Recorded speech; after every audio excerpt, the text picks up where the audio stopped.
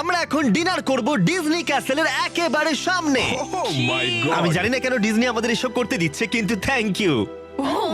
এটা খুবই সুন্দর। কি সুন্দর! সবাই চলে এসো, বসে পড়ো। মাই গড! চিয়ার্স পৃথিবীর ইতিহাসে সেরা ডেটের জন্য। যাই হোক, আজকের রাতটা দারুণ ছিল, তোমাদের সবার সাথে অনেক মজা করলাম।